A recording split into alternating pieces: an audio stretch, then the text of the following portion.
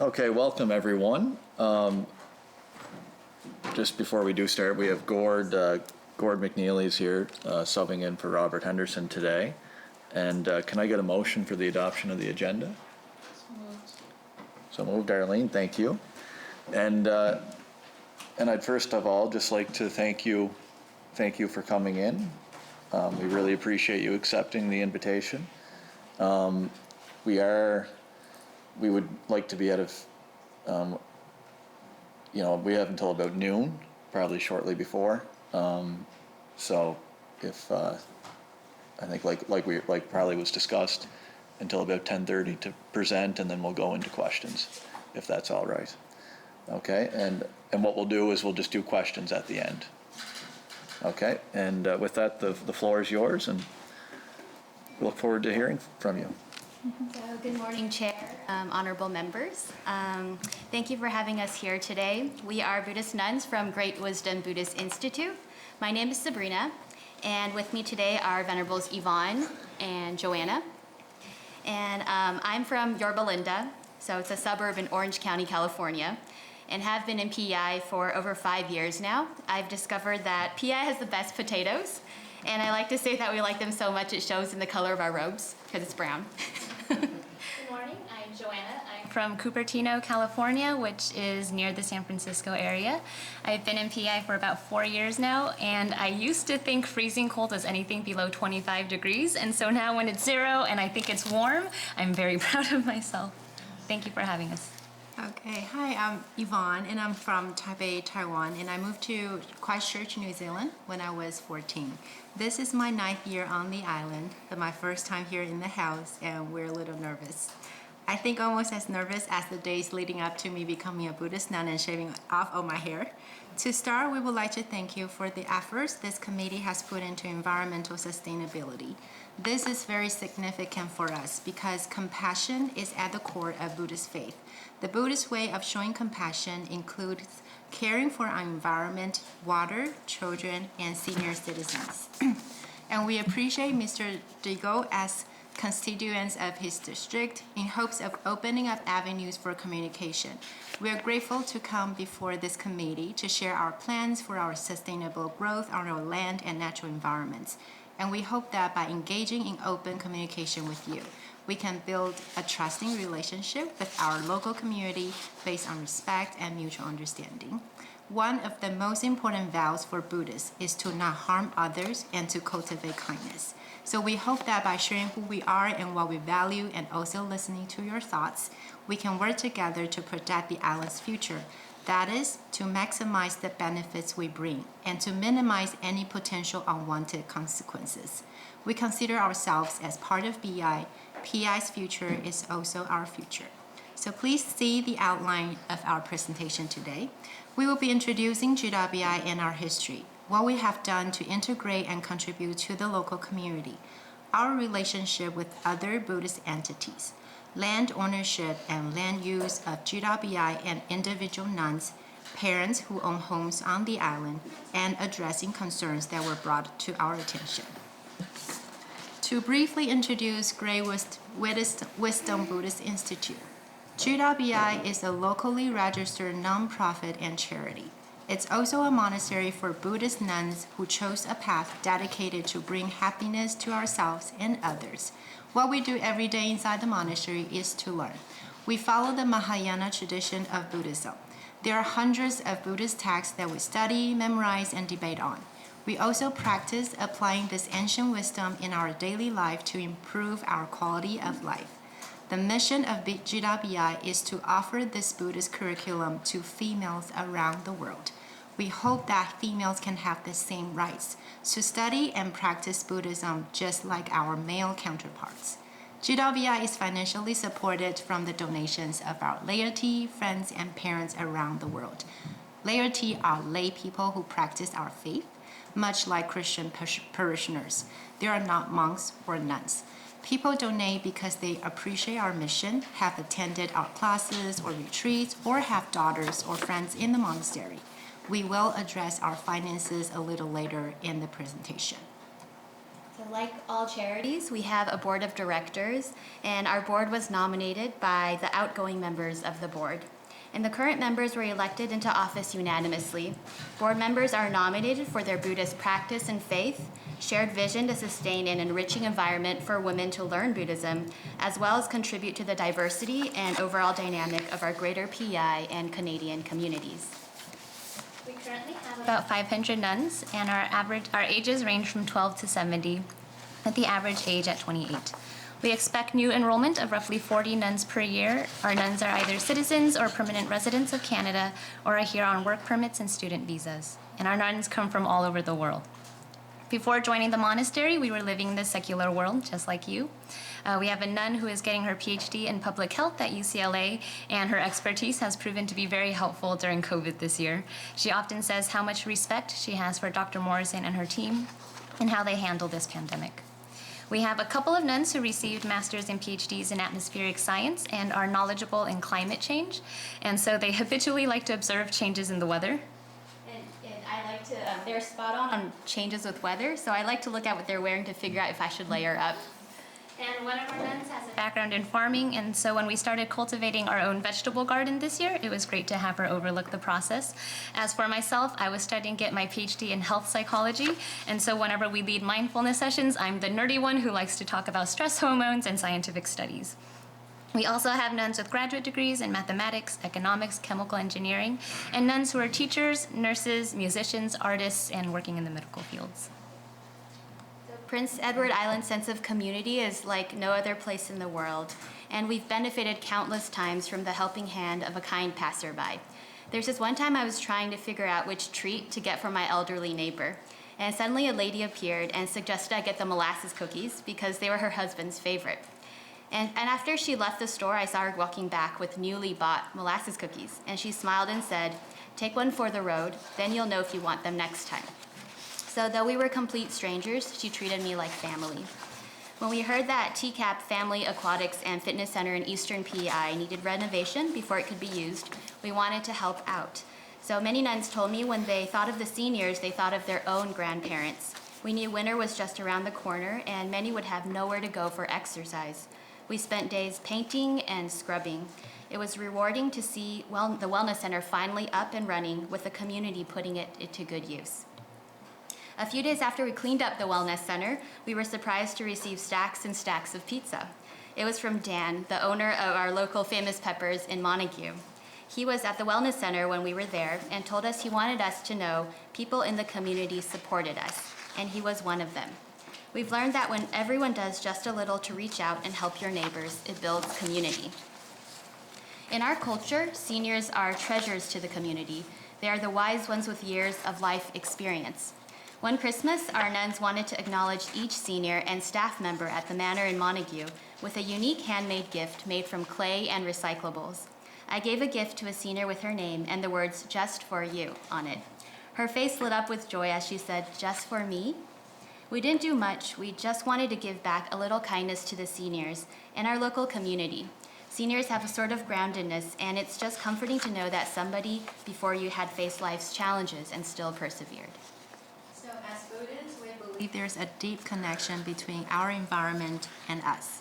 The earth gives to us and nurtures us and should be celebrated and preserved. As nuns, we practice some organic farming in our small vegetable garden in Vernon River. This year, we've tried growing a small row of cucumbers, strawberries, tomatoes, and pumpkins. We enjoy gardening, but our vegetables are definitely not enough to eat, so we purchase most of our produce locally. We feel that practicing some organic farming is a lifestyle that shows respect to the land, water, and wildlife. We also love trees. Over the past few years, we've planted over 8,500 native trees in Eastern PEI. Every year, we join Women's Institute roadside cleanup to celebrate our gratitude towards the land. Last year, we picked up 250 bags of trash, and it's become one of our favorite activities. As Buddhists, we're deeply committed to being stewards of the land and to sharing its bounty with all living beings for many years to come. So the cornerstones that set the foundation for all development decisions, including revitalizing the natural ecology and fostering sustainable practices. Since mindfulness is very core to our monastery, after many years of learning and practice, we wanted to share our experiences to support mental health. To have a healthy community, nation, or humanity at large, we need to better understand the causes of mental health challenges and have the tools to cope with it. Since 2017, we've led mindfulness sessions for over 2,800 participants in 34 different organizations, such as Queen Elizabeth Hospital, Bard Mission Course for the Law Society of PEI, Veterans Affairs, Women's Institute, and the PEI Department of Social Development and Housing. Participants have told us that after attending mindfulness sessions, they weren't as stressed and felt much calmer. One healthcare worker that participated in the session said that she was so stressed that she couldn't sleep well for an entire year. After attending our mindfulness sessions, she could finally sleep at night, and it was the best she felt all year. Another participant said challenges often left her anxious and unhappy. After the sessions, though, she noticed how she kept thinking from other people's point of view and felt much happier. With the onset of COVID, we have been looking for ways to provide support to not only our island community, but also hospitals and groups that have been hit really hard. We've provided mindfulness sessions for several hospitals in Toronto and the States, and also a law firm on Bay Street and JP Morgan on Wall Street. All in all, it has been humbling to hear the positive feedback. In addition to contributing to health and well-being of our community, we also hope to support our local economy. This is our home, and we want to see it doing well. So far this year, we've purchased over 76,000 pounds of PEI potatoes. So I said we like potatoes. By the way, our nuns love potatoes and have even created recipes for potato bread and desserts. You might be wondering why you rarely see nuns at Superstore or Sobeys. Since our monastic precepts discourage things like shopping to avoid distractions, and because we buy such large amounts, most of our food is delivered, but we still purchase locally. In 2019 alone, we spent about $10 million on local expenditures, including food, gas, clothing, winter boots, etc. For our last construction project, which was the dorm in Brudenell, there were over 100 local workers involved, and about 96% of the building materials were purchased locally. We have some things coming in on cargo from overseas because many of our laity live overseas and donate goods from where they're from. As Buddhist nuns, we have precepts on how we should appreciate and accept everything that we're given. And sometimes our nuns just miss things from home. Many of them are still getting used to eating oatmeal for breakfast and are excited to see food from their childhood. We also hope to contribute to the cultural tourism in PEI because we think every part of the world should know how beautiful PEI is. Every year since 2015, except this year because of COVID, we partner with GBIS and work with local organizations, tourist sites, and catering companies to host our Buddhist retreats. In addition to attending Buddhist classes, participants come from all over the world to experience the beauty and culture of this island. They visit PEI short-term and go home afterwards. One of the questions we hear the most is the relationship between our spiritual teacher, the monks, nuns, and laity. I think the relationship is best understood as a community, not unlike the island community. One of the things I appreciate most about the PEI community is the way islanders care about one another. For instance, when someone in the community is ill, the entire community comes together. Someone will throw a benefit concert. Others will help cook and clean. When a neighbor goes to Florida for the winter, their neighbors will help and look after their house. Within our Buddhist community, it is much the same. When our parents or laity come to PEI, they turn to us for help because we're more familiar with the island way of life and they know us. Likewise, we help them navigate life in PEI, introducing local eats such as the farmers market and helping to translate when there are language barriers. But this close relationship is also what causes the most confusion, as it seems people tend to think we're all the same. For instance, back in 2015, we received an investigation order from Iraq. At first, we were very puzzled. And although in the end the investigation was closed, we did gain a better understanding as to why it had occurred, which is the confusion about the relationships within our Buddhist community, especially between the monastery and laity. We're not good at communicating our stories, and so we do feel responsible for causing so much concern in the community. So to clarify this relationship, we, GWBI, are the Buddhist nuns, not monks. Sometimes people call us lady monks and call Jivas the monks man nuns. So the monks are male and nuns are female. And recently someone contacted GWBI regarding property they thought belonged to the monks, and actually it turned out the property didn't belong to the monks either. The monks are like our spiritual brothers. However, GBIS and GWBI are independent entities with separate finances, facilities, etc. And honestly, I don't really know how the monks, who are all men, can tell us how the nuns and make decisions on how we live. Our spiritual teacher, Zenru, who guides us in our Buddhist practice, is also not involved in the day-to-day operations of GWBI or any of our decision-making. Her role is to explain to us the Buddhist teachings and provide insights from Buddhist perspectives. As mentioned earlier, GWBI has its own leadership team and board of nuns who oversee our daily operations. Regarding our relationship with our laity, inspired by the Buddhist teachings of compassion, many laity chose to start businesses locally or get involved in charitable endeavors that align with the Buddhist faith. Some laity have opened vegetarian restaurants like Splendid Essence right here in Charlottetown. Others run a nonprofit such as Moonlight PI Charity Sanctuaries in giving animals a home, and the Buffalo Park is near Montague.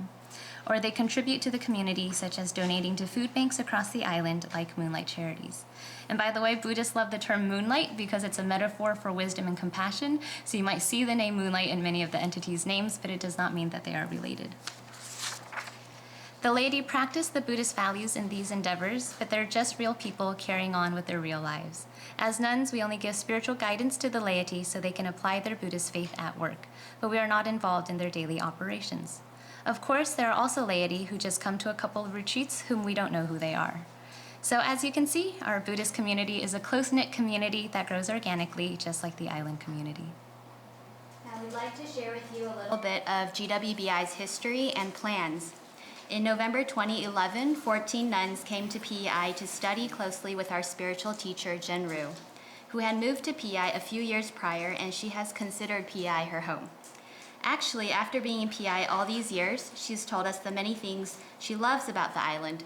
For instance, she's always telling the Buddhist laity who visit that they have to try PEI potatoes, blueberries, and cow's ice cream. She once shared with us how she was stuck on a plane in Europe when transferring flights. And when the airline let the passengers off the plane to rest at the airport, she finally found a bite to eat. The server brought her a dish and proudly said, "These potatoes are exquisite. They're from Prince Edward Island." And her eyes lit up, thrilled to have PEI potatoes all the way in Europe. So she proudly shares the story at many of our retreats. Anyway, so when she learned we were coming to PEI, she suggested we experience the winter first before making any long-term plans. After a couple of years, not only did we survive the winters, we fell in love with the island. We found that our Buddhist values and island values were very similar. We then decided to make PEI home and establish GWBI so other females could come to study the Buddhist teachings. In 2012, there were about 70 nuns, and GWBI moved into the MacLeod Farm in Vernon River, which is about 183 acres. We pulled in many homes to serve as our dorms and classrooms. We cleaned up the garage, as you can see, and had local contractors help us turn it into a prayer hall. This was the before and after. Space was tight, but there were no complaints. We were just grateful this island provided us a place to live and study Buddhism. When it became apparent that PEI was becoming our home, we started to plan for our dream, to build our monastery. We longed to live in a traditional monastery, the true home for Buddhist nuns. Although we really love our Vernon River community, the shape of the land there is long and narrow, which is not well suited for a traditional Buddhist monastery. In 2015, when GWBI had about 130 nuns, we purchased the land for our future monastery in Brudenell, where all the nuns could live. Our plan is when we eventually all move to Brudenell, the campus at Vernon River will serve as accommodations for our retreats. This is our long-term development And in Brudenell. In 2018, we presented the plan to the municipality and held a public consultation at Roma at Three Rivers National Historic Site for the environmental impact assessment. After our EIA was approved, the municipality adopted our master plan and rezoned this area to institutional, which would allow for the construction of our monastery campus. However, as you can see here, the majority of the site will be green space, including farmland, forests, and gardens. The maximum capacity of our monastery is 1,400. This is not the number of nuns we plan to have in the near future. In order to maintain the ecological integrity of the monastery area, we worked with the local government and professionals to perform an environmental inventory. With minimal impact on the land and environment, 1,400 is the maximum capacity this area can hold, not the number we will be having in upcoming years. And actually, with our current expectations of about 40 new enrollments each year, it will take us over 20 years to reach 1,400, and that's if everything goes well.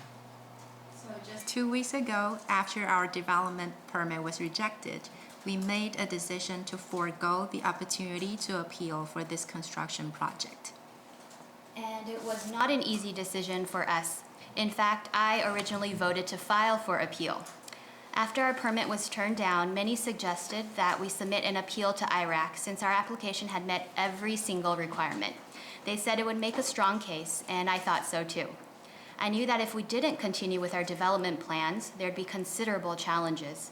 Our plan to build the gatehouse in 2019 was approved as a part of our overall development plan, so we had assumed the entire construction plan was approved and had invested our time and money in this project.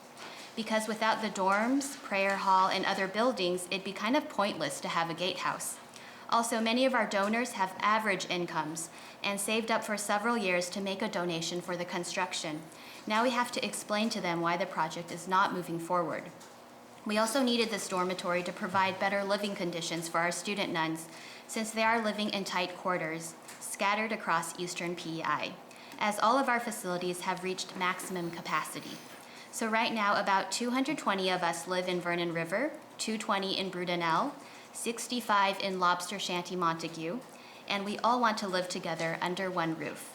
Because buildings at Lobster Shanty are very old and it would be difficult to maintain better living standards, the Deputy Fire Marshal advised these 65 nuns may need to start finding other living quarters. With the best interests, the health, and well-being of the nuns in mind, we had originally planned to move them to Brudenell after the construction of our new dorm.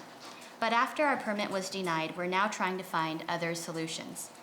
In case you're wondering why the nuns in Montague wear gray robes, it's because they were from a different group and culture than GWBI. After years of observation, they wanted to learn from the program and faculty at GWBI, and they are now in the process of amalgamating into GWBI. So there will still only be one monastery for the Buddhist nuns at PEI. So just like Honorable Sabrina mentioned, we know we will be facing a difficult future in reality. Bearing in mind the difficulties that the rejection of our development permit would bring, after rounds of discussions, GWBI's Board of Directors voted to not appeal. Through this decision, we would like to show you our intentions, which is a message to our community to say, we care about your concerns. We would like to take the time to communicate and answer questions. We would like to listen to your stories and to share ours with you. As Buddhists, this is an important practice for us. This is why we've chosen to not appeal and postpone our plan to build our home. We would much rather build our home with your support and understanding. An islander friend once told us that land is in the DNA of every islander. The longer we're in PEI, the more we're appreciating what this stands for. Land is precious and deeply ingrained in the heart of every islander. This is something we, as Buddhists, are learning to understand and respect, especially if many of us plan to live here until our hairs turn gray, though you might not see them. I would like to thank Islanders for showing me why PEI is a special place. We've been friends with a local farmer for many years. He's like a grandpa to us. He and his 90-year-old brother share with us a lot of stories and the history of the land in our area. He taught us that every piece of farmland we see now was because their ancestors had once chopped down all the trees with their bare hands. There was one time we were walking with him on the farm with lush crops. He stared at the land and said, "Many people in the world are starving. If he could keep the land productive and provide more food, that would be his contribution to the world." His words left a very deep imprint in me. I could feel the pride of island farmers from the expression on his face. And there was once we were invited to attend diversity celebrations in a few schools. A class of grade 5 students asked us 75 questions, including, did you have a boyfriend before? Why do you shave your head? And why do you wear those cool robes? They actually said we look like Jedis in Star Wars. We also got to ask them some questions. A lot of young kids raised their hands and said their dream is to become farmers. The reason was simple. they said, because my grandpa was a farmer and my dad is a farmer. From their smiles, I got to understand more about the simple lifestyle this island wishes to preserve, and it assured me that PI is the perfect place for us. As far as the land, GWBI currently owns 183 acres in Vernon River and 484 acres in Brudenell, and that's a total of 667 acres. Of the 667 acres, 290 acres is arable land, including around 10 acres that was originally overgrown with 1 to 3 meter tall trees that we removed to restore the land into farmland. All of the 290 acre arable land is currently in production as we are working with small local organic farmers. Right now, roughly 11 acres are used for infrastructure of a monastery. The remaining 366 acres are kept as green space, such as forests, wetlands, gardens, etc. Some people have asked us why we bought more land than needed for the monastery buildings. For our Buddhist practice, it is ideal for our monastery to be surrounded by nature, not casinos or pubs. So we bought the land around our home to maintain the tranquility for the long run and preserve the natural environment for future generations. From our conversations with islanders, I feel we have very similar values, which is for the serenity of PEI to never change, and that was why we bought the land. You'll notice for our land in Brudenell, there is a larger piece of land toward the east, and that's where we plan to have our monastery, and a small piece of land on the northwest of Brudenell Point Road, circled here in blue. It's a little small, I don't know if you can see it. We bought these two pieces from WJD Farms in 2015, and the seller requested that the two be bought together. Circle's a little small, but if you can see it, the land to the south of Brudenell Point Road is 47 acres with about 38 acres of arable land, and there's 87 acres to the right of that has about 58 acres of arable land, again circled here in blue. And as we mentioned earlier, all of this is currently being farmed by local organic farmers and serves as green space around the monastery. And as you can see here, GWBI has donated 7 acres of land to Island Nature Trust. A few years ago, a local consultant suggested we meet with Island Nature Trust, and when we met with their director and heard how volunteers camped out at beaches to protect the piping plovers, we were blown away by the measures taken to take care of these animals. I still remember the level of detail she knew about their lifestyle and the deep compassion she showed. It reminds me of a time our nuns discovered a bird nest with eggs, but no mama bird around. Worried a raccoon would get to the eggs, our nuns took turns standing guard. They even parked a car for the nuns on night shift. When the eggs finally hatched, our nuns were overjoyed and would watch the baby birds grow up from a distance. Caring for animals is a great passion of ours, so hearing Island Nature Trust mission really encouraged us. And we hope to continue collaborations with Island Nature Trust and other local sustainable environmental organizations. We want to explain the green border that was shown to the government a few times. We were advised by our local consultant who recommended that we show this limitation on land purchase so people wouldn't think we're buying off the island or buying land in Surrey or Greenwich. So that's the green perimeter you see here. The outline does not indicate GWBI will buy everything within this 1250 acre area. It's to show that we intend to buy land around our monastery. And actually, GWBI can't buy everything within this area as there are government-owned properties, public properties, as well as homes. Included in these properties are houses that belong to GWBI. GWBI currently owns 7 houses in Brudenell, all of which are in use. During this pandemic, every house has been used for isolation purposes. Because the monastery is communal living, we have especially strict measures for COVID to minimize risk of contamination. We've been in voluntary lockdown since March and have stopped receiving visitors. When a nun comes into contact with anyone from outside the monastery, they are required to self-isolate for 30 days before returning to the monastery. Whenever someone has an appointment, meeting, or even an accidental encounter, they'd self-isolate at one of the houses. And we couldn't do this without these houses, as our current facilities don't have the capacity for self-isolation and quarantine. So the 3 of us are currently in self-isolation, and every single day I long to be back in the monastery with all of our nuns. And when we're not in a pandemic, each house serves a specific purpose that currently cannot be met at our campuses as we've hit maximum capacity. One of the houses serves as a reception house year-round, where islanders and guests can come to learn more about our culture. 2 of the houses are seasonal housing for great Buddhist scholars who visit the island every year for about 6 months to give Buddhist teachings. 2 houses are used year-round as accommodations for the support laity who work at GWBI, otherwise they would each have to buy their own house. Because the rooms in Vernon River and Brudenell are all maxed out, 2 of the houses are used for when a nun gets sick so she can have peace and quiet and also be quarantined. If there aren't any nuns who are sick, these 2 houses are multi-purpose during the day, so none of our houses are left vacant year-round. When our monastery is completed, we will have areas to fulfill these purposes. We'd originally thought that this would happen within the next 5 to 10 years, but now we're not so sure about the timeline. But if and when that day does arrive and we no longer have use for these houses, GWBI is definitely open to selling them at a fair market price. So now that I look back at our housing situation, I think we're kind of stuck in the riddle. We know that when we purchase houses, people are concerned, fearing this will worsen the housing crisis in PI. We purchased these homes only as an alternative housing solution in place of our monastery buildings.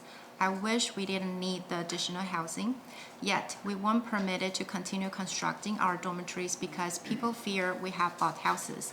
And so to sustain ourselves, we could only purchase houses so that our nuns could have a place to live.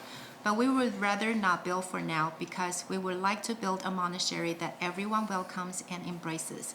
But the reality of it is that now we're faced with a pressing situation. We need to really think about our next steps and how we can build a solution for our lack of housing. It would be appreciated if you could provide us with some suggestions. We've heard most of the concerns surrounding land are not specific to GWBI, but include those affiliated with GWBI, such as individual nuns. And just as an aside, I don't think I've ever looked up the word affiliated as much as I thought I would. I always thought that it meant related or connected, and so if he asked me if I was affiliated with the monastery, I'd say, yeah, of course.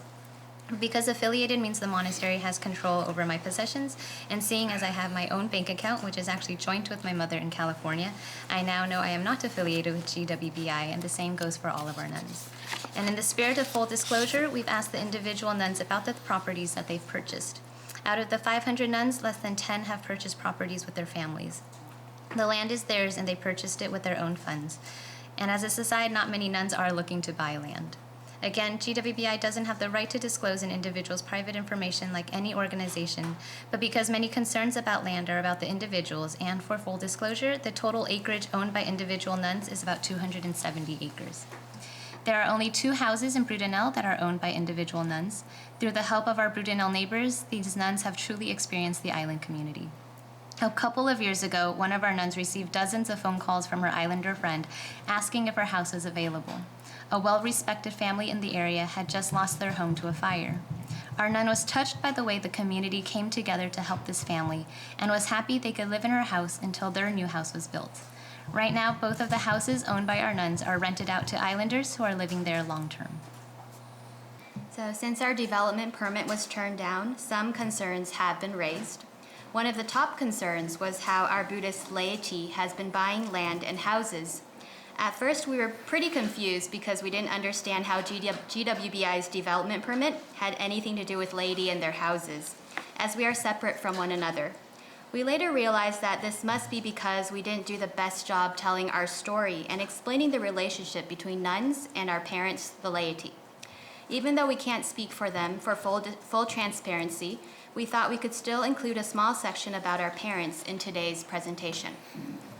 When many of the parents living on the island heard how the monastery project was denied, they shared this news with our overseas parents. Unable to come to the island, many parents were worried that their children were not welcomed on the island. Since then, the monasteries received many letters and phone calls. We didn't want our parents to feel this way because islanders have been extremely kind and welcoming to us. We also wanted to take every opportunity to address the concerns of our fellow islanders. So we were kind of stuck in the middle, wanting to both comfort our parents and our island community. Of the letters we received, some were from parents who bought homes on the island. These homes are not owned by the monastery, but some parents knew that we'd be coming here today and asked to have their letters read. Because we're limited on time, I've only picked a few excerpts to share.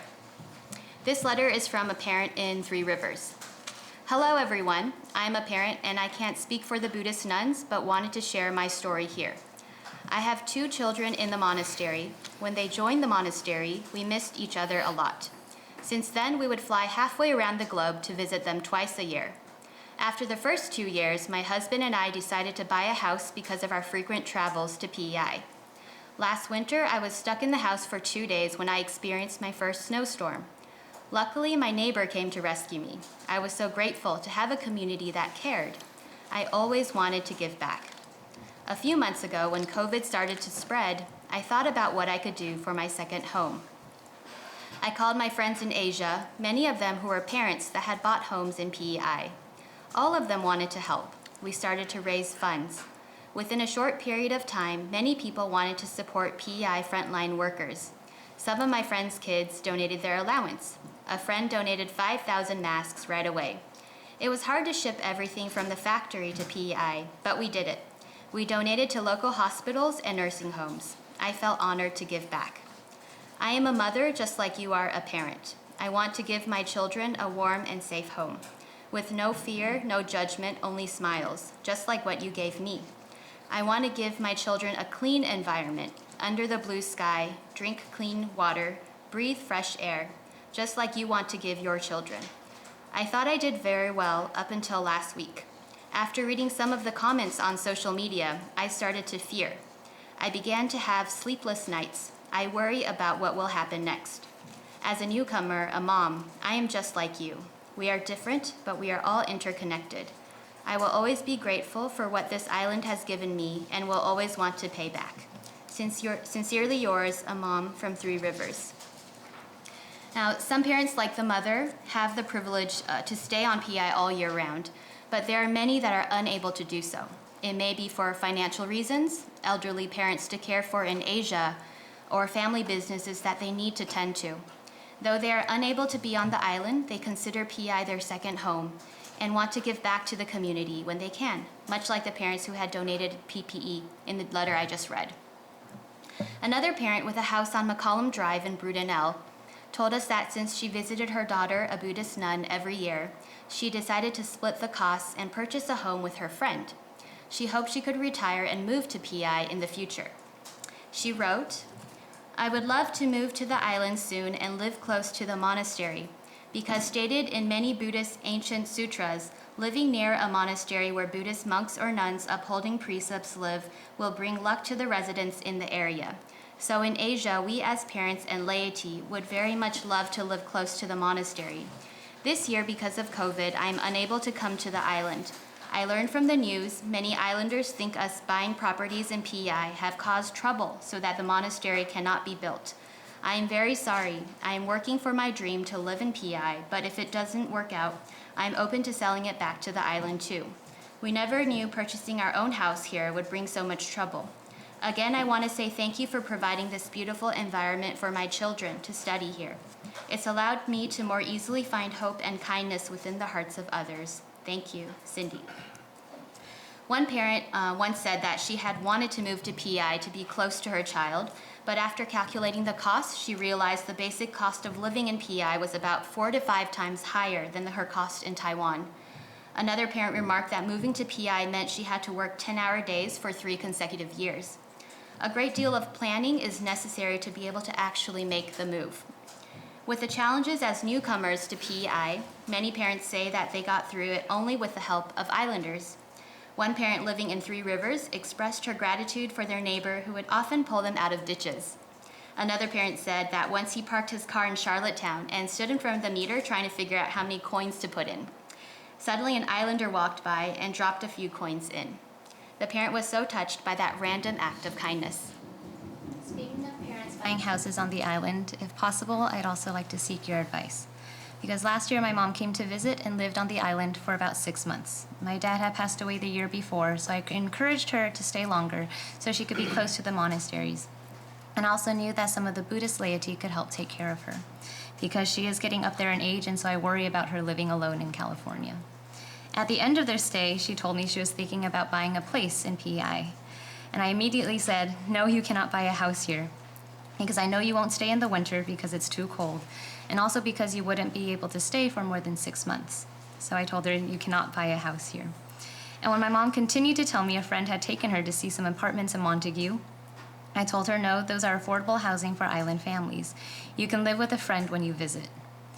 And while she tried to tell me she preferred to live on her own because she doesn't like feeling like a guest all the time, I was adamant she couldn't buy a place in PEI.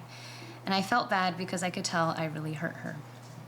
A while later, I had heard some nuns wondering if it could help if there were residences in an area where our parents and laity could live so they wouldn't take houses from islanders.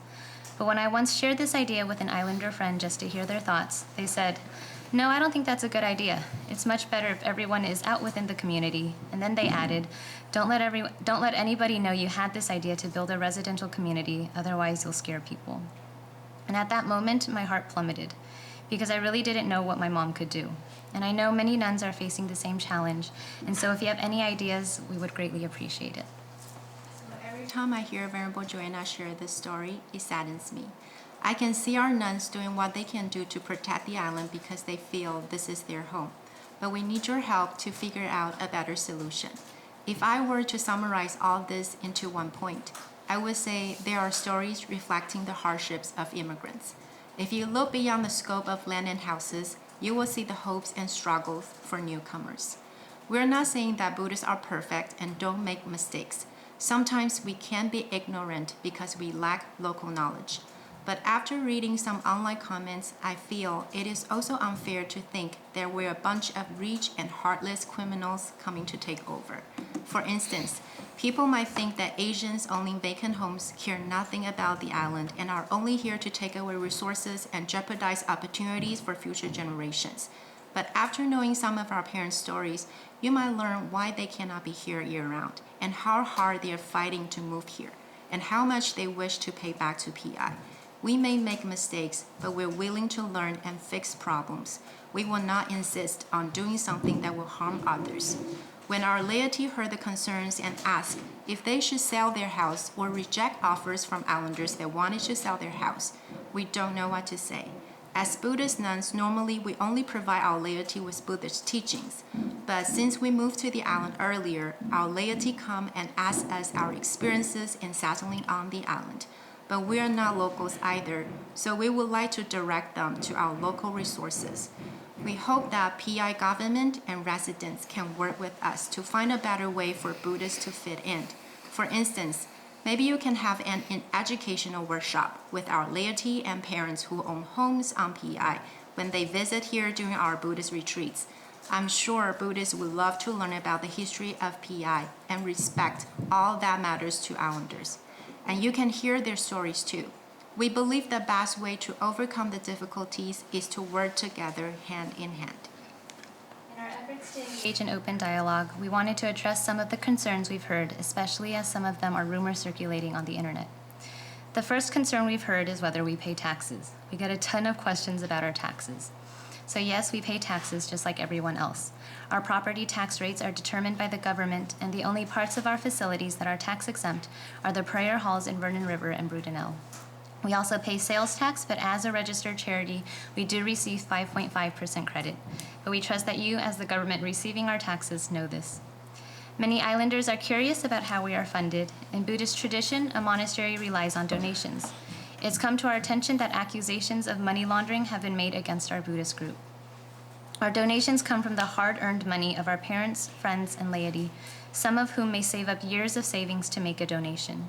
While we welcome all questions and open dialogue, it is a serious matter when rumors suggest acts of felony and do not constitute open and respectful dialogue. If you have any questions about this, honorable members, please ask.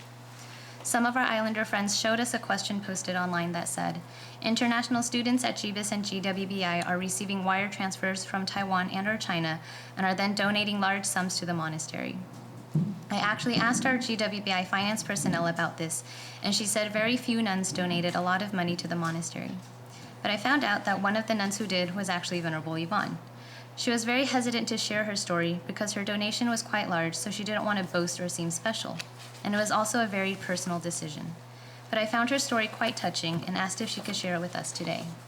Venerable Yvonne's upbringing was very unique. When she was just 14, her parents sent her and her younger brother to live in New Zealand by themselves. Her parents bought them a house, and Yvonne had to learn how to cook and basically became a mother to her younger brother. Anyways, I always love hearing stories of our nuns, and because everyone is so different. So I was very fortunate to be brought up in a comfortable and loving home. My mom was general manager for several multinational banks. My dad has his own brand of jewelry stores in a few countries.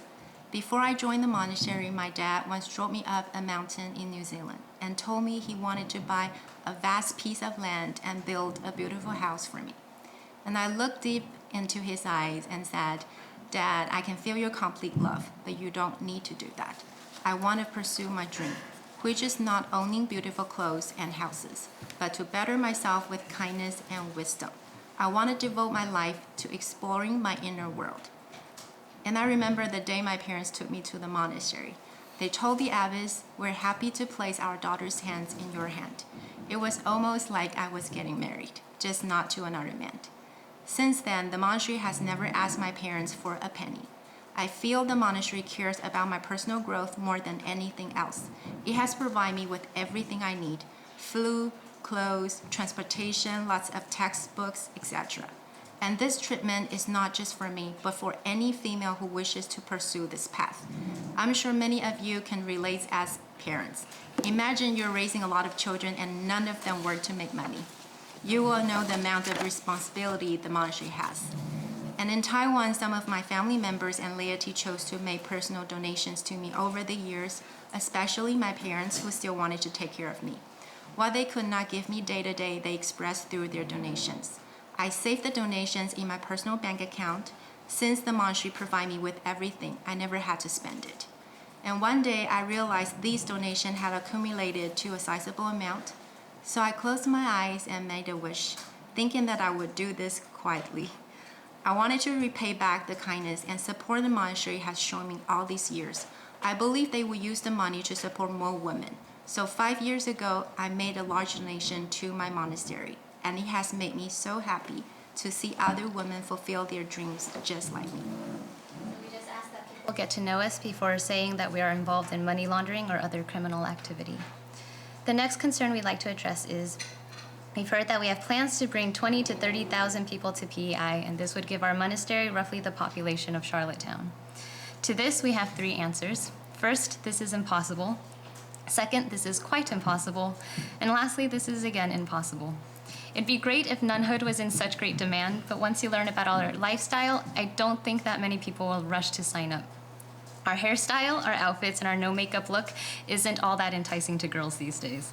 And the determination to attain life goals comes with a lot of discipline, including limited use of technology and access to media. In this day and age, enough said. And even though I've been a nun for almost a decade and I do love this life, it's not always an easy path. For instance, it's been a few days now and I still can't get the Friends theme song out of my head. So it really isn't the life for everyone. You have to really want it. And I can't imagine 20 to 30,000 girls with posters of Buddhist nuns on their walls dreaming about this life every day. So we want to assure you that not only is this such astronomical growth not in our plans, it is also impossible. And as nuns, we spend our days in a routine that includes prayer, work, and learning. We've learned that sometimes incredible stories or misunderstandings about us get promoted on the internet and we do not address them. We do not address them sometimes because we don't know that they have been posted. Sometimes because they seem pretty unbelievable and we are surprised to hear that these rumors spread. But now we've learned that they can take on a life of their own if they are not addressed. As Buddhist nuns, we do not wish to bring any harm or concerns to anyone.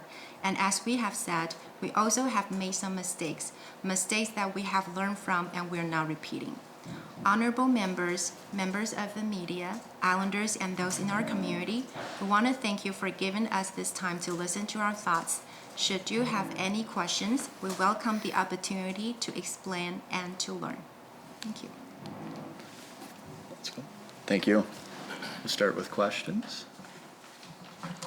Anyone? Darlene? Thank you very much for coming in. I know there have been a lot of back and forth with your community, and as well, I represent Belfast Murray River, so and High Bank is part of that, and had a number of constituents who raised concerns, and I think part of it is because of the unknown. And as finance minister, I've been approached about property taxes and try to clarify that as well. And lately it's been about empty houses, and I know part of it would be families of monks and nuns, and I guess for government one of the challenges we have, and it's across the island, is we have a housing shortage, and when we see a bunch of vacant houses is a concern, especially houses that are year-round, year-round residents, not seasonal residents. So I think a lot of that comes from that. People are saying we hear there's a housing shortage, and how do we address that? And there are a number of vacant houses in the area, and not just nuns, but monks' families as well. I don't know what the total would be, but and I don't know if you can comment on the monks and how many family connections they would have that are purchasing houses as well. But just wondering, we've heard from the nuns, and it is an issue for sure. So. I think you brought up a good point about unknown. So I think because for the parents, their personal information, sometimes it's hard for the monastery to kind of talk to them or ask them to disclose that information. But what I personally think is we can be a bridge. I think they need some educational sessions so that they know about, for instance, I learned from our neighbors that why is that vacant homes has such impact for PIs, because we need local resources. But when you have a vacant home, you block the opportunity for others to move in, and then you don't go to the supermarket, you don't go to the local petrol stations. So it's like a waste of the resources. But we need that for local families. So if the Buddhist families or the parents, if they know that, I think they would definitely figure out a solution to do it. But right now we don't have that platform. So if we can think of something to have them know about this or educated, I think in the future maybe we can figure out a solution. But that's what I think. Yeah, I think to add on to that, again, I think it'd be very helpful if maybe we can work with government or other local organizations to help us with that, just because, we're still learning as well, I think, about the island culture and about ways that we can, I think, contribute and work with the community. So if you have any ideas on that, I think we'd love to hear that. Darlene? Thank you, Chair. And just, I guess, adding on to that, the fact that I represent a rural community, and when you see vacant houses in a rural community, and rural communities are struggling anyway to keep residents there and to keep that fabric, of traditions and history, and just to keep the rural communities surviving, there is a migration into urban areas anyway. And then when we see houses that are sold, and you can't blame the owners because they want to move, but then when they are vacant, it does affect our communities as well, our schools and the number of students that are there. And so for rural communities, I think it's really important. And I think that for the Buddhists to understand that that's one of the main concerns. It's not just about your culture or your families or the fact that you're coming, but it's about there's only so much land, and there are only so many properties in a rural community, and when a number of them are taken up by non-resident, and they're vacant for quite a while, or most of the year, then it does affect communities. So I think it's important that the Buddhist community is aware of that as well. For what you said. Thank you. Sorry. No, yeah. And I want to thank you for bringing that up. I think about wanting to preserve, I think, the rural community. I grew up in an more urban area. This is kind of my first time when I came to BI living in a rural community. And I really love the rural feeling of living in that rural lifestyle. It's the first time, we were picking crab apples and making our own jam. It's the first time I've made jam, and I love it. And I love the slower pace, and I love being with nature. And this is really something that not a privilege that I think we could have other places. And so I think we also want to preserve that rural lifestyle. And so I just want to thank you for bringing that up, and I think that's something that we would really like to work on as well. Darlene? So just one more comment. The impression that I keep hearing from my constituents and from Islanders is, once the land has been purchased by, someone from Taiwan or someone connected to the Buddhist community, we'll never have the opportunity to buy it back. So I think that whether it's true or not, it's an assumption, and I think those things feed on one another, as you're well aware. And Islanders are concerned that they won't have an opportunity to purchase that land in the future. So that's another concern that I'd like to bring forward. I think you brought up a really good point. Actually, in a few days ago, we were just discussing that actually we don't want to live in a Chinatown ourselves. So I just overheard some of our individual nuns who own some properties around the monastery because some of the Islander family are approaching them to buy land from them. And then because I think the individual nun, they are thinking of we want to welcome Islanders into the community because we need reminders. We need people teaching us the history of the land. So we don't want to be that exclusive. So I think right now there are some land deals going on just to like for us selling back the properties. Gord? I'd like to thank you all for coming in, Sabrina, Yvonne, and Joanne. You did an amazing job of presenting, and it was really, really nice to hear your stories and how your community has really tried, and you've come into PEI and you've made Prince Edward Island better, and we thank you for that. A few of the things that you talked about is you talked about reflecting the hardship of newcomers, and I think that's a real theme. That's something that I've been working on quite a bit here in Prince Edward Island. Can you talk a little bit more about what it is like to be a newcomer coming to Prince Edward Island? First, you have to face the language barrier. And then you have to know like the weather, what the weather is like. I remember the first few years, like we're here and then we didn't know what to wear. So we didn't wear enough. So that a lot of nuns started to get sick. And then we started to know that it's important to wear a lot of clothes. And then some of our Islander friends told us that we look like onions because we have layers and layers. Some of the nuns, they will wear like 5 or 6 layers of socks during winter time or 4 layers of pants because they didn't know how to, we're still like learning how to eat it. And then some of the nuns are still trying to learn how to eat oatmeal in the breakfast.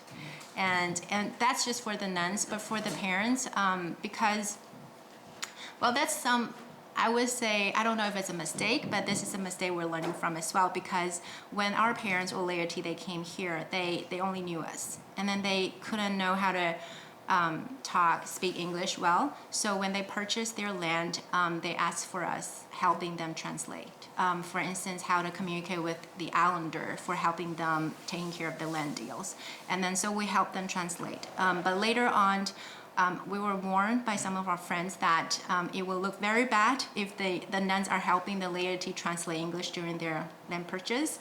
And then so we're like stuck in the middle and thought that so we can help them out. It will look very bad in the community, but they're new here and then no one was helping them out. So what can we do? So there are a lot of time, for instance, like I think a parent of the nuns, they bought the house here and then the parents asked the daughter to kind of help them take care of the house during winter time.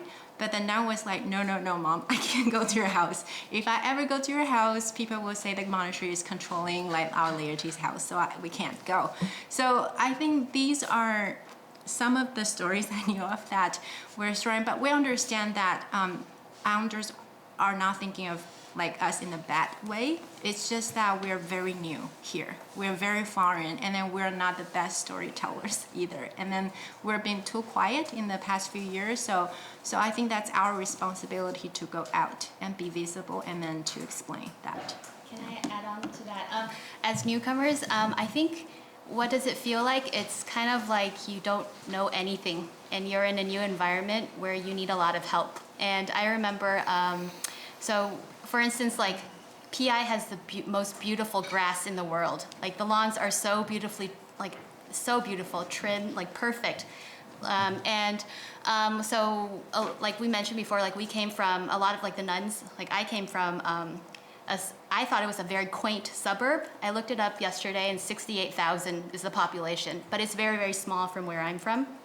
And so a lot of people don't have lawns, or maybe we don't know that like in California, the grass isn't kept that short. And so our neighbors would remind us like, hey, you should probably cut your grass a little bit shorter.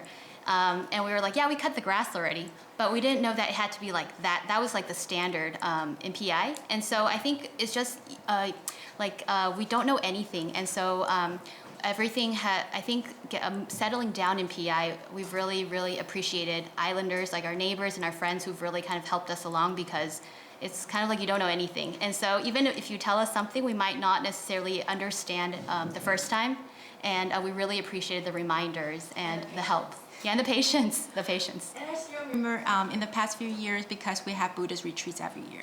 And then normally we only gave them Buddhist teachings. But I think in the past 2 years, we started to include more local classes in our Buddhist retreats, for instance, to kind of educate the laity that we are so different. So don't just use that Asian way in local society, because we'll look very weird. For instance, like Asian loves wearing face mask, even though it's not during pandemic. And Asians love to have like umbrellas in the summertime. And then they love to talk to you in a very close distance. So all these things we have to kind of share with them, and then you know, it's an education, mutual education as well. And then we learn from our failures too. Gord? Yeah, well, it's great to have you here. And I was at the presentation maybe about a year ago over at the Murchison Center, and it was a very, we talked about some similar things, and I just wanted to kind of maybe make a note to the Minister of Finance that we had 2 other ministers in yesterday arguing the exact opposite thing that you were arguing. So I'm not sure what it was, and then we talked to housing and stuff. You are, you know, talk to your constituents, but at the same time, we should not be here talking about this. And I mean, we need some direction and some leadership with issues around, you know, newcomers coming into the province and feeling welcome. A lot's happened this year, and there's a lot of xenophobic kind of discussion that we talked about here today. That's what being a stranger and a guest is, and being fearful of that. And as Islanders, I think that we have to work on that, and we have to start now. So what you've done today is you've come in and you've let us into your world, and you let Prince Edward Islanders into your world, and you know, the things that I hear are all positive from what you've done. And you did ask about, you know, do we have any ideas? You know, reach out, be part, do exactly what you're doing. Don't be scared to come in and explain things to us and our way of life and our culture, because we want you, and we want you to feel accepted on our great island. So thank you very much for being here, and I appreciate it. Thank you. Questions? No? You sure? Michelle?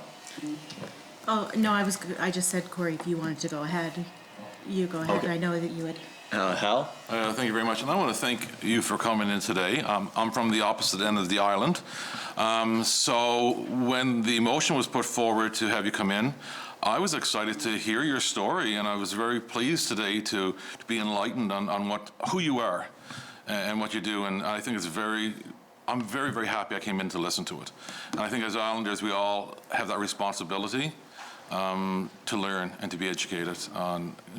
We're such traditionalists on the island, and sometimes we're scared of change. But you know, there's a strategy for population growth on Prince Edward Island, and we have to welcome everyone with open arms, regardless of their culture, their beliefs, or what have you. So I do appreciate you coming in today. A couple of questions. You mentioned about having some nuns living in the lobster shanty. I think you mentioned it was 65. And I believe the fire marshal had mentioned that you should soon start looking for new places to live. How is that going to affect your organization at this time if there's already a housing shortage? That's a really good question. I'll go first. Because our plan was that if our construction project can be initiated before winter time this year, and then probably next year or the year after next, we can move them to Brudenell. But now, since the project was denied, we're thinking of other alternatives. but want to find the balance in a way we can make a decision based on the best interest of those nuns. At the same time, we don't scare people, so that it could be like buying individual houses, but I don't think it's a really good idea because 65 they have to split into so many homes, and then what we would do about the houses after they leave. So right now we're thinking of maybe pulling in more mini homes, but that's still under discussion. We still don't know yet. And if you have any better suggestion to help us seek that balance, it's better for the island community, and also we can find a place to live, that would be really, really appreciated. Yeah. Hal? So when you mentioned bringing more mini homes in, I'm assuming you're referring to the McLeod Farm in Vernon Bridge, is that correct? So what are the conditions like there presently? I think there are 10 mini homes. We have 10 mini homes there. We have a farmhouse. It came with a couple motel rooms as well, and then we had kind of some makeshift dormitories. We have some classrooms there, and so that's kind of. That is pretty tight over there. So we have to have more facilities if we want to move those 65 nuns there. Hal? Chair, and that was what I was going to get at. Is I didn't know what there was for the possibility to expand on that particular property, and what are your long-term plans for that property? As we mentioned before, if everyone could move to Budapest in the future, if everything goes well, and we will keep that location as future Buddhist retreats accommodations for parents or laity. Hal? You had put forward a proposal to the municipality in 2019, and it was approved. So I find it interesting that it was your application to build this residence was denied. What was the reason? That's a very good question.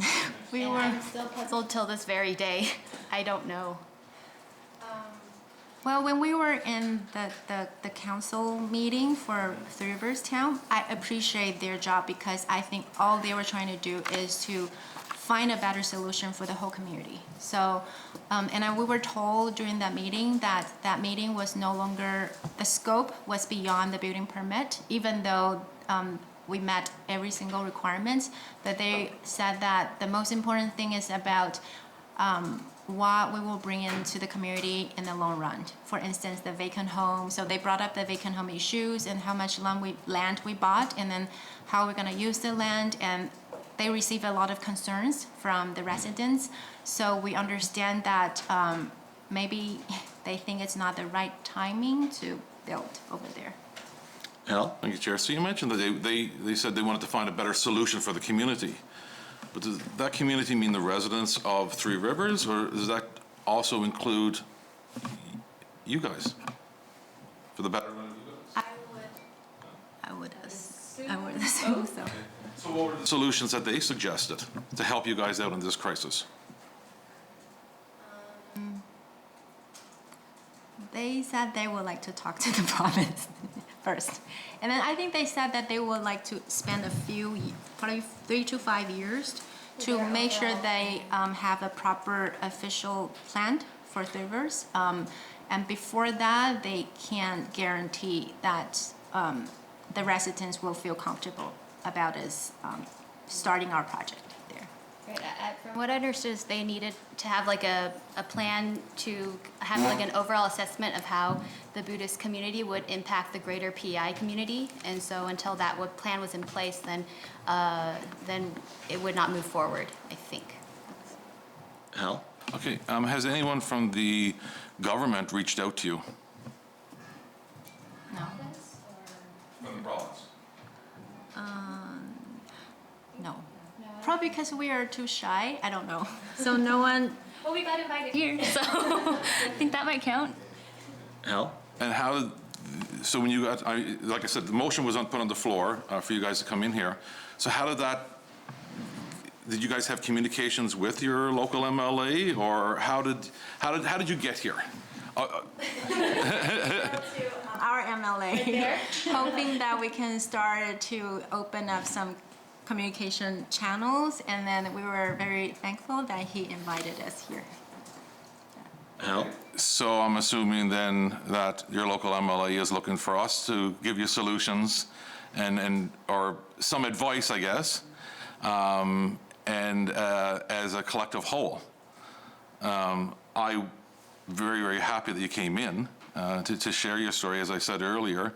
I am not too familiar with all of the issues, again, because I'm kind of at the opposite end of the island, but I mean, I do keep an ear open, and I do find it, and I said earlier, interesting, you may be puzzled by the reason why this development permit was turned down, and why there may be some pushback from the community.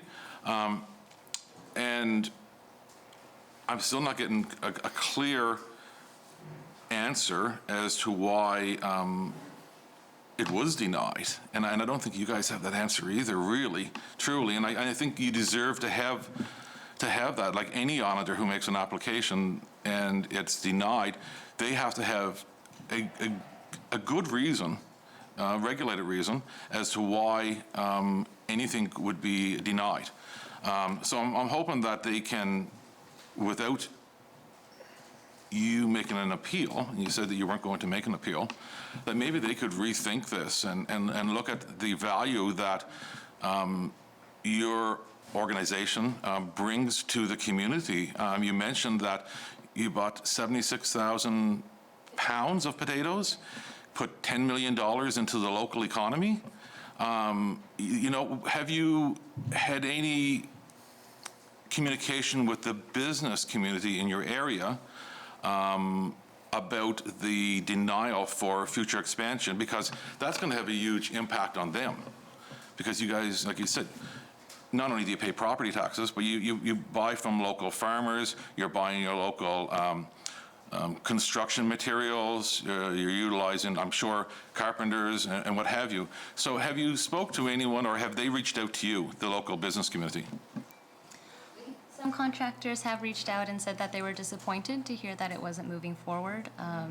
A lot of them enjoyed working on the last project, and they liked working with the Nuns, and so we have heard that they're, you know, disappointed that they wouldn't be able to move forward, that we're not moving forward with this project. No. You're good. I was just going to jump in if anyone could. And again, thank you all for coming today. And I think you can always feel probably maybe a bit of the tension in the air when these things are being discussed. And obviously, as Hal said, I think we want to try and find a way that, you know, to have you in the community and to have, you know, everyone, I think, because clearly right now there's a divide, right? And I think it was quite obvious at the Three Rivers Council meeting, you know, with hundreds of people in the parking lot.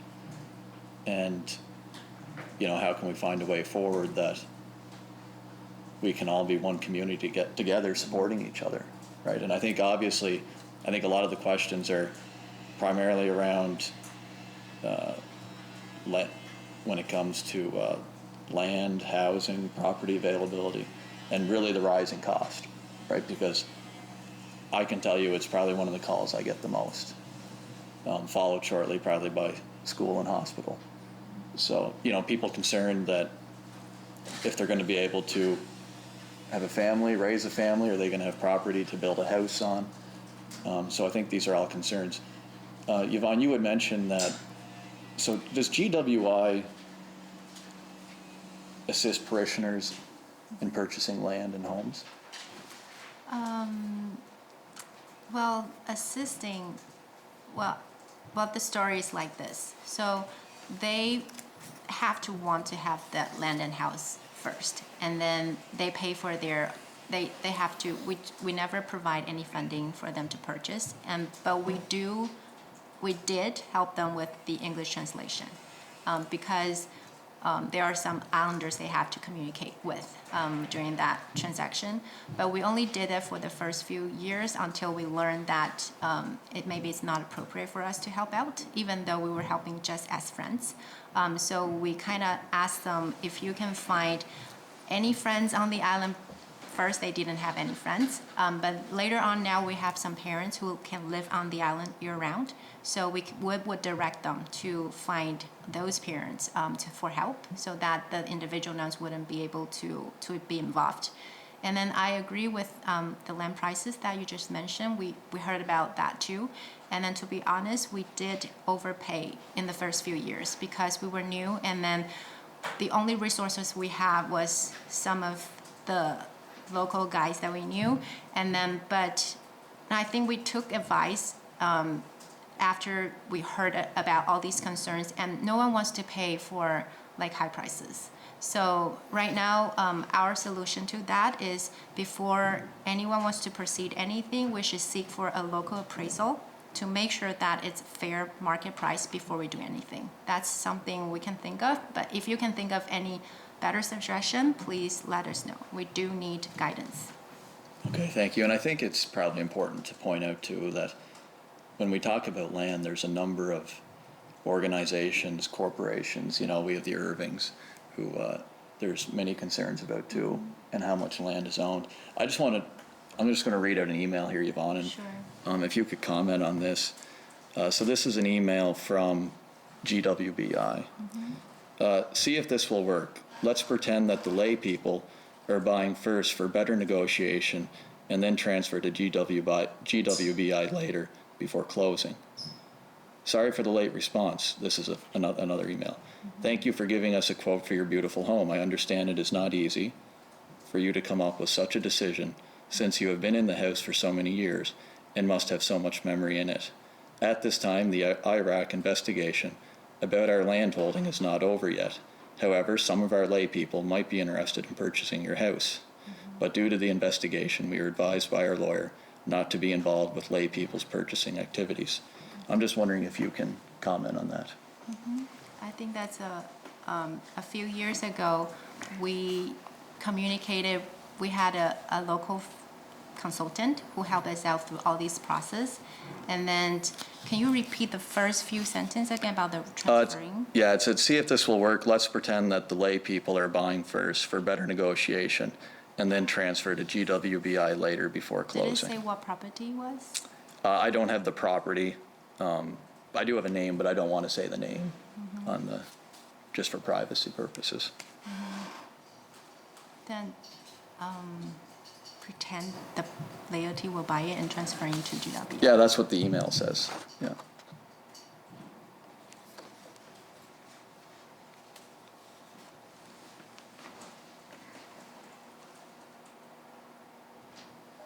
I'm just trying to recall the memories.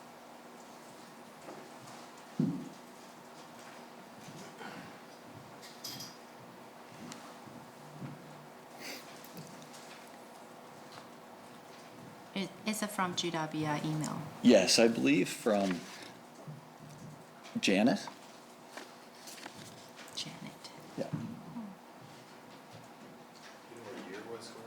Yeah, can I have more information on that so I can go back Yeah, and check? this is, it'd be a couple of years ago, but I have the email here. You would also mention, Yvonne, that, so there's 7 homes in the Brudenell area that are currently owned by GWBI. Yes. Now, would GWBI maintain homes for, I guess, nuns for them?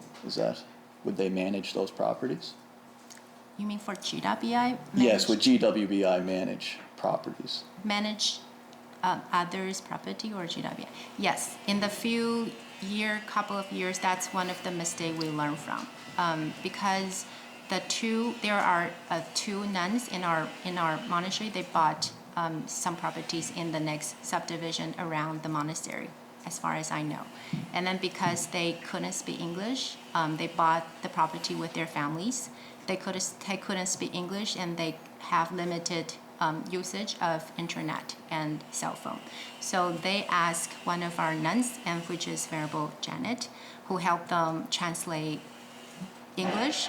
And at that time, because the nuns don't have personal email account, So they also asked another Buddhist nuns to use her bank account, email account instead. So because they were helping at that time, the history, if in my memory was like, there is a home association, homeowner association at that time, and then the new owner went to the previous homeowner association, and then the previous homeowner association said that we no longer want to manage the properties because they have to collect the fees from all different households to pay for the road pavement. So the previous homeowner association asked the two nuns as the owners to manage the properties for them, and then they said that due to our language barriers, and then we don't know how things done locally, so can you do it instead? But the previous homeowner association, the residents said that since you're the new owner, you should take care of it. So they said, okay, if we should serve the community, then we will do it. But we need to find our friends to help us out. So they asked Venerable Janet instead to help them translate the English and then collecting the fee. And then they're using another individual's nun's email account to collect the fees, but the fees directly back to their personal bank accounts. And then, but after, I think that was for a few years, and then we shared this information with other Islander friends, and then they told us that even though you're doing this just as friends, but people will not understand how you manage things. So later on, I think Venerable Janet never, she stopped doing that for them, and then she directed them to find some laity people to help them take care of the properties. So in the first few years, yes, I think there was a nun from GWI who helped manage the properties for individual nuns. But I think it has fixed a few years later after she knew it was inappropriate. Okay. And for the letter you mentioned about what Venerable Janet wrote, I will have to go back and check with her because I have no information on that. And we can email all of you about her answers.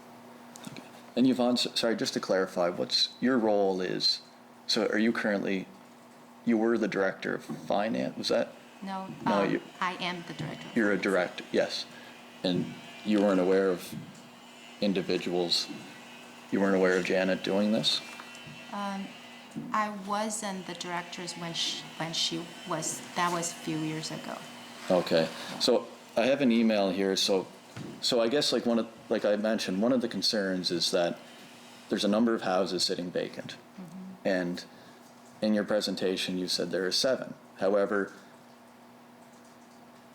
GWBI seems to manage a lot of these properties. Because, So okay. I have an email here, it says, and this is from you, Yvonne, this is an email sent by yourself. There's 12 properties listed, and so 778 doesn't need winterization, we'll use it for meetings. 258 needs winterization, no one will stay in the house during winter. And this kind of just goes on and on. So I guess, do you see where I'm coming from, that there's confusion Yeah, I can around? totally see that, and I think that's part of the hardships we want to convey today about the new immigrants. Because out of the 12 houses, there are 5 houses that are owned by individuals. And then at that time, there were one Islander friend who are helping us dealing with their landscaping, and then also snow removal. But due to language barriers and the time differences, I was told to help out to compile the list so that the Islander community or their Islander contractors or their Islander landscaper doesn't have to contact them individually with language barriers and then all that. But since then, after that, I was told that it's not a good idea to do that. You can't help them out in this way. So I think in the past few years, all of the individual laities, they start to ask for their parents' friends for help, and we no longer help them out. So yes, in a few years' time, we did do that for them. Okay. And I guess, so I have another email here as well, and it comes down to, is GWBI directing land and amongst nuns and parishioners, I guess. So this one here is, if you have time, would you please give these questions some thought before the meeting Wednesday and guide us?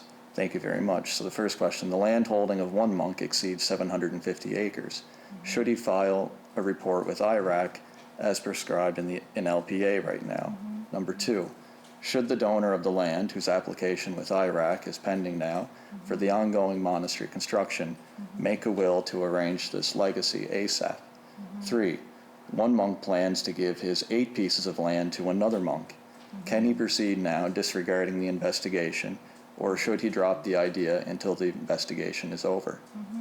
And this email is from GWBI Finance. I remember that. Yeah. I still remember that because Yeah. that's during the IRA investigation. And I believe, if I remember it correctly, it was from one of our laity, but he works for Jebus.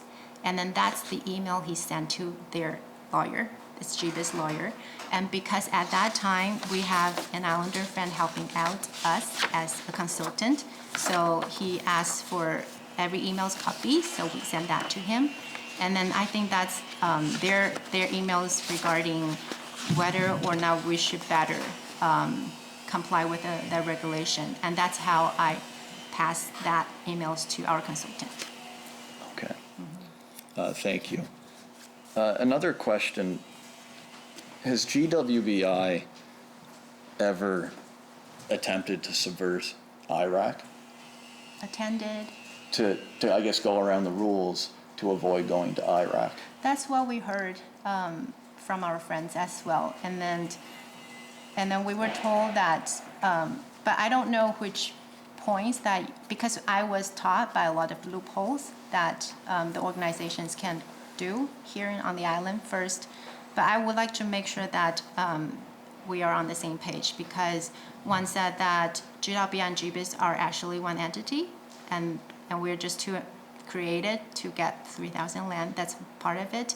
But just like we mentioned, that we get our own fund and then we make our own decision. So I don't understand why that would be that way. And another things that I heard from others was we bought lands with more people so that we don't have to go to IRAC to submit our application. But as far as I know about GWBI's every properties, we never do that because GWBI is an organization we have to go through IRAC. And for the individual nuns, they never use many names to buy properties to avoid that. So if you can tell me specific example, maybe we can give you like detailed answers for that. Okay, so I do have an example here, and this is an email. Sure. Again, from Janet. Good morning. We made the deal yesterday with, and I don't want to use the individual's name, for the house, and so much money for the house and so much for the land. Furniture will be purchased later as you had instructed. There are going to be 5 buyers to hold title to avoid IRAC application. The buyers are pretty happy with the price, and then it goes on. So I'm just curious if you could comment on that. If I know of, there's only one house that I know of with 5 buyers. And I'm not sure if that's the same property, if that's the same one. So I guess why would we be trying to go around the IRAC application? Okay, so that's one question I was asked last year from one of our friends. And if that's the same property we're talking about, because GWBI leased that property to use for our self-quarantine during COVID. And if that's I talked to the owners actually. And then the owner told me that they didn't know anything about the 25 acre, and then they can use 5 people to avoid that because in their sales agreement, they stated a first right of refusal to get another property besides the property they proposed to buy.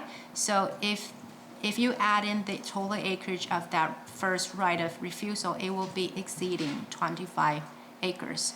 So when I asked them about this question, they told me if my intention were to avoid that, then I would have to have 6 people. But we have 5 people to split the cost, and then so that was the answer I got from them. But if that's the same property, that would be my understanding of that. Okay, so I guess were there 5 buyers to hold title to avoid IRAC application? So do you understand where people are becoming, this makes people And skeptical? I think I heard from Janet, I think, a few times, that I think she was advised by some local realist agent. Is that the right word? Realtor. I think she was advised by some realtor that there's a way to do it. But I think she later realized that it's not the way it could be accepted. So if you can, I don't know if you can look at any other emails other than that. So I think in the first few years, maybe we were lacking of local knowledge, and we were advised by some people with what things can be done locally. But later on, we realized maybe that's not the correct way to do it, and we fixed it. And as long as I know, is right now in our board of directors, we have consensus that we shouldn't do that. But in the past, maybe. Okay, thank you. We're going to go to Michelle. Thank you for your presentation. I also attended the Three Rivers meeting, and I would also agree that I was surprised that, you know, the outcome was what it was.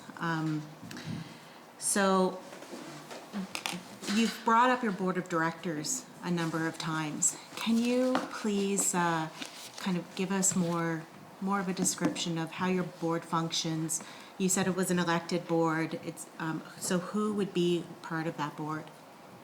Right now, there are 5 board of directors in GWI, and me and Sabrina are in the board, and we have 3 other board members.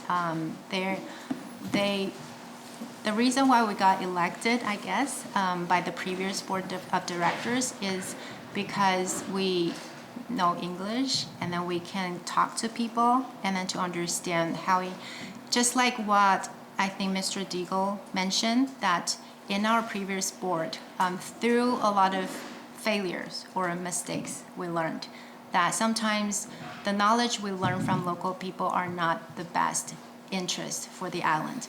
So they started to think that what can we do to better integrate to the community? So that's why when they elected the next board of directors, they picked the people who can really talk to the more people on the island, so that our opinions are not just limited to a few people that we got to know from right or wrong. And then we started to kind of seek for assistance from our legal advice, that to make sure that we let them know everything before we take actions. So yes, I think we did make some mistakes, but if we know that's not right, we will not do it again. And then I think that shows even more about what Mr.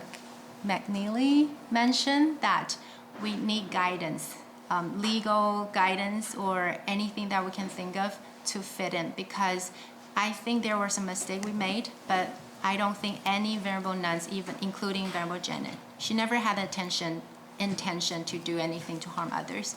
And I think she would, if she were here today, she would admit to you that, yes, I did something wrong. And then I will apologize for that, because from my limited knowledge, that how things can be done locally.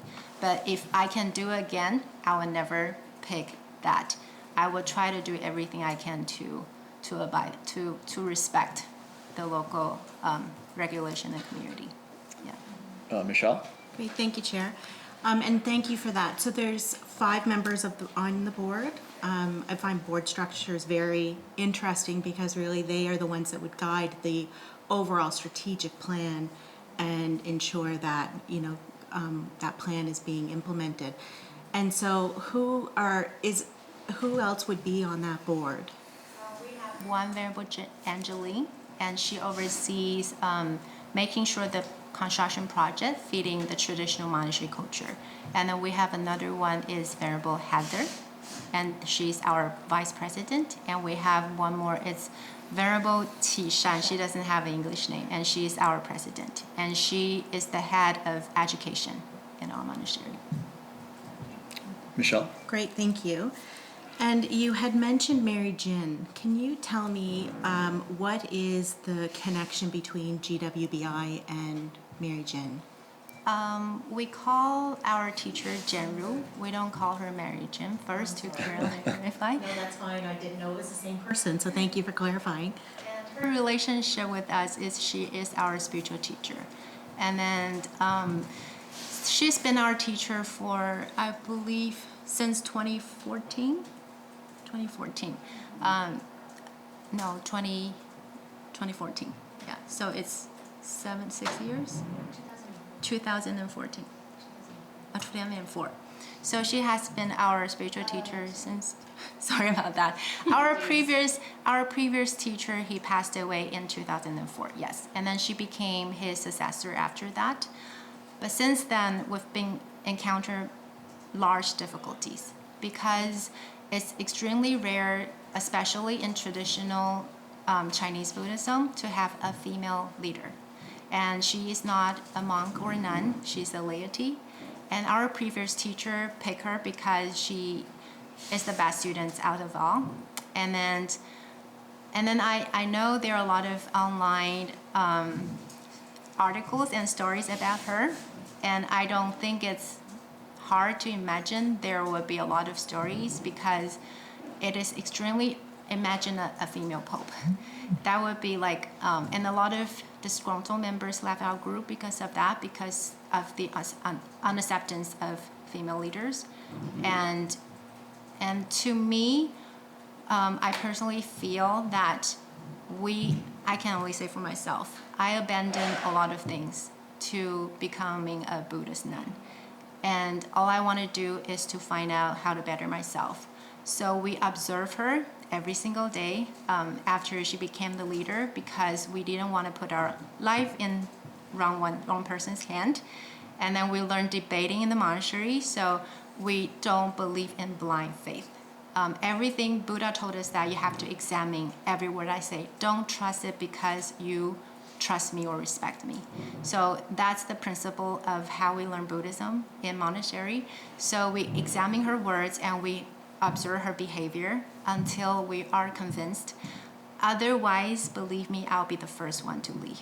And so there are a lot of unreliable sources on internet, but I get to see her, I get to talk to her, and I got to observe her reactions when she's facing difficulties. So I personally feel that her relationship with the monastery is she gives out teachings, and she's not, when we talk about she's not involved in the day-to-day operations, that means she gives out teachings and we are inspired by that. For instance, I remember a few years ago, she talked about the island has been so kind to her. So when she read the news of the young children on island couldn't afford to have breakfast, she said she couldn't sleep for that night. And then the Buddhist monk, I think some of the Buddhist monks heard that, and they said that, okay, we want to do something that is to kind of donate the bread rolls to the school. So since then, they are doing that. So for the plan of donating bread rolls, that's initiated by the students. She no longer involved with that plan, but she will initiate an idea of like what is compassion, what is wisdom, and then we got inspired by her, and then the plan was executed by the monks and nuns. And the same goes to laity. Like we only give out teachings to laity, but their business, we don't get involved in that. So that's similar to that. If you want to, then you can do it anytime. Basically, I think the same thing. I think that, for myself, again, I think I gave up. I think what have been I hope it was a successful life in psychology back in California. But, from listening to her teachings and teaching Buddhism, and our texts aren't that easy to understand, and so I gain a lot of understanding from her, I think, in terms of the Buddhist teachings and our practice, and I myself feel that I have become a lot happier and a better person through that, and so I think that's how I would explain it. And for what Mr. Debo mentioned, I would just want to guarantee that if any directors know from now on anything is illegal or will be violating the local regulation, we will never do it. We only did it because we were ignorant, out of lacking of local knowledges, because I think we're educated from a modern society. So, not to mention the spiritual level, even an average, normal, ethical standard person will know that don't break the rule. That's how we were raised in the society. So we will not abandon everything into the monastery to break the laws. So if we knew about it, we would never do it. And then if people think that we make mistakes, we can apologize, and then we can receive punishment. But this is our home. We want to stay here long term. We want to figure out the right way to live here, so we need your help. And that's what I think. To add on to Venerable Yvonne, as Buddhist nuns, we have vows, precepts, and so I think if we knew that any of our actions would bring harm to another living being, even if it's like an animal or something, we would definitely not want to do it. So let alone like breaking the law or bringing harm or concern to islanders or anyone. So I mean, I think it's just out of lack of knowledge, and maybe we're just ignorant. But if we were to know, we would definitely not do it. We're open to any options, including selling all the properties. I mean, the properties you think that are improper acquired, we are open to sell it back to the island. So we just want to stay here and then know better. That's it. Michelle? Yeah, no, I don't think I really have any other, I guess one other question, and I'm just still around the board structure is where I'm at, so just to bring you back there, and I understand that there's a lot of challenges that you've been experienced through all of this, but based on the board structure, so Jinru, can you tell me, is she also the spiritual leader for Jebus as well? Is it the same person? Okay, all right.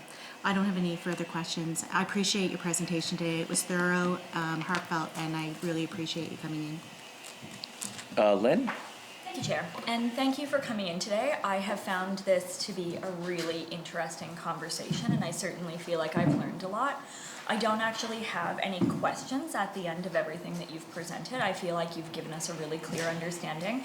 I suppose one comment that I would like to make, I am hearing from members in the committee saying things like we're concerned about empty houses, and I understand that concern. And also, I think that we have a significant problem in this province with empty houses that are Airbnbs.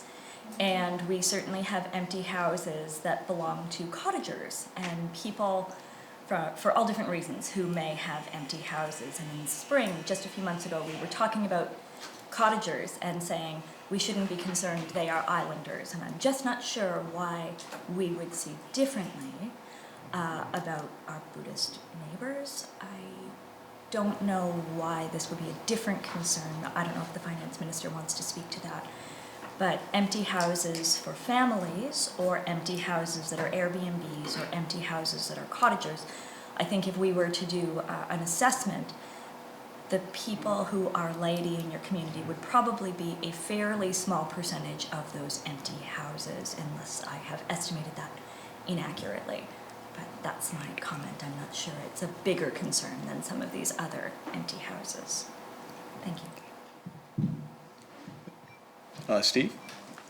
Thank you, Chair. And I don't really have any questions for you either, but I've just been sitting here listening to your story, and I'm not sure if any of you are aware, but I personally have met with the nuns many years ago when you were in early development, and I can tell you that the contractors on the other side of things would say things like the nuns have deep pockets. And so I just sympathize with there was definitely a language barrier at that time, and I sympathize with the nuns trying to navigate around the local culture and whatnot, and perhaps taking some bad advice. So I also come from I'm a private businessman myself previously, and I've certainly gotten all sorts of bad advice myself on perhaps you should try this transaction, but I would have enough wherewithal and local knowledge to say if that's not above board, and no, I don't want to have anything to do with that. So I also sympathize with the fact that coming into a culture like Prince Edward Island, where everybody knows what's going on back and forth, having that language barrier and getting bad advice would be quite a trap you could fall into. So I just wanted to say thank you for your presentation. And moving forward, I think you've got the great strategy of just being 100% open and transparent. That is what's going to get you the trust you need. These past mistakes are something that everybody's going to have to answer for and whatnot, but moving forward, you've got the right strategy. So thank you for coming in. Hal? Thank you, Chair. And I want to echo my colleagues' sentiments exactly too. When we move here, when people move here, especially with newcomers who may have experienced, as stated, language barriers, or there's a lot of hurdles that people go through, and people often, unfortunately, take advantage of this opportunity negatively. And I'm really sorry that you have experienced that in the past, and you've had some bad advice a number of years ago, and mistakes from overpaying and such.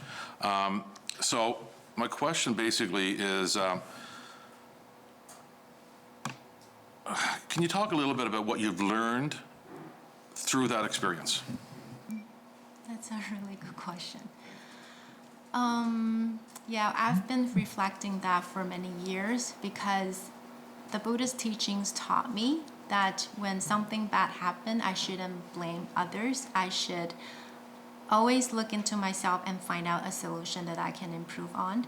So in the past few years, yes, we made a lot of friends, and we want to appreciate everyone who teach us everything. But we're still figuring out how to trust the right person, of course.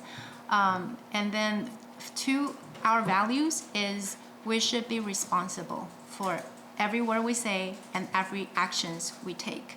So I still want to, probably one thing I want to learn about it is we're not perfect. And then we made some mistakes, but we never have the intention to lie or to avoid or to cheat or to lie or to hurt anyone. And then if there's anything we've done, I don't think the responsibility is blaming someone giving us bad advice. Is that it's our responsibility to fix that. And then if it's our fault, when we come out to apologize. And because, to be honest, I'm tired of that chasing and hiding games process.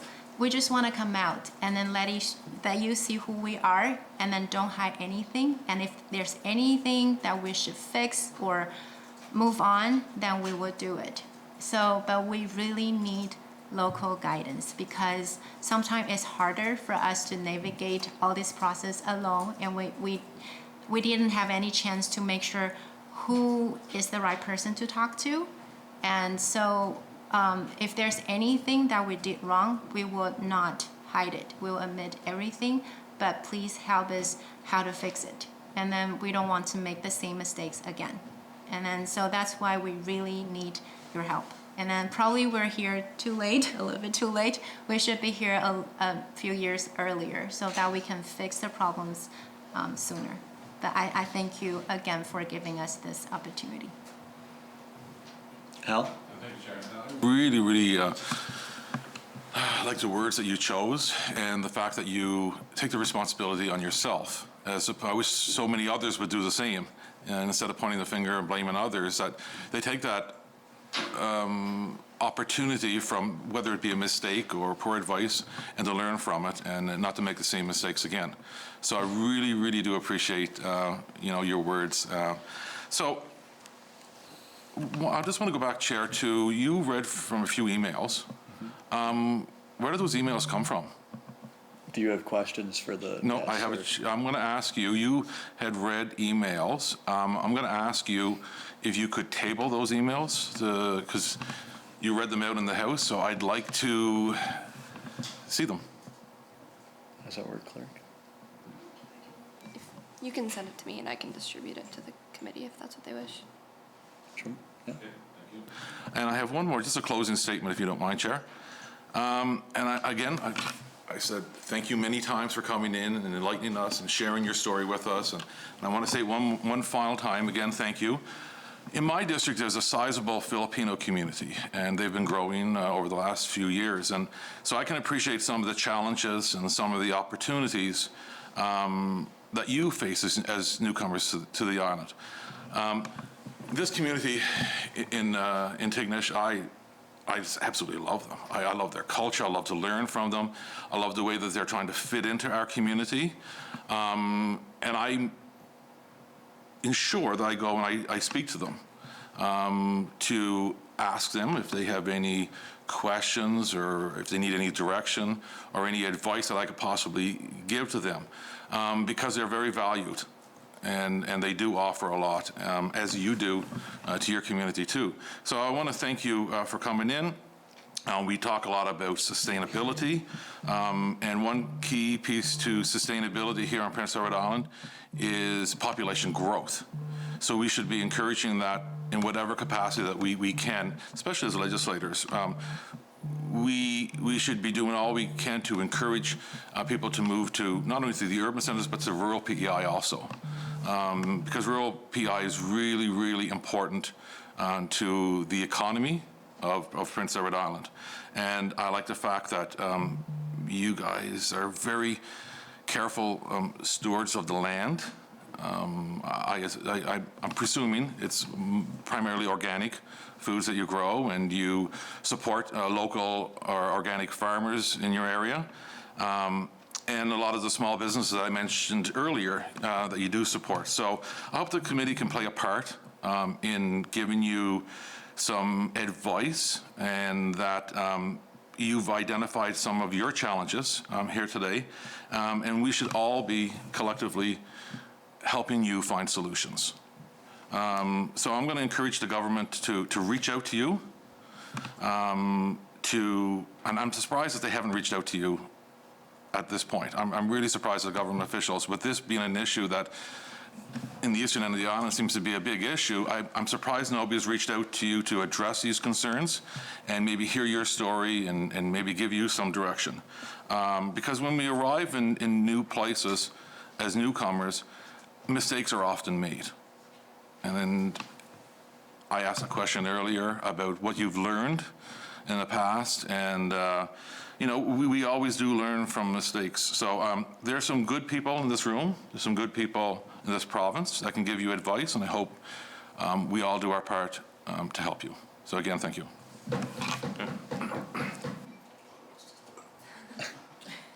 Lynn, I thought Lynn made a good point about Airbnbs, and that housing it's an issue across the province, and whether it's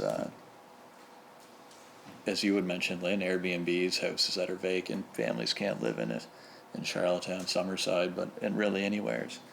And I think Hal also made some good points there too. And obviously I was elected to represent my district and address their concerns. But I also have a role to play too, in that we want newcomers.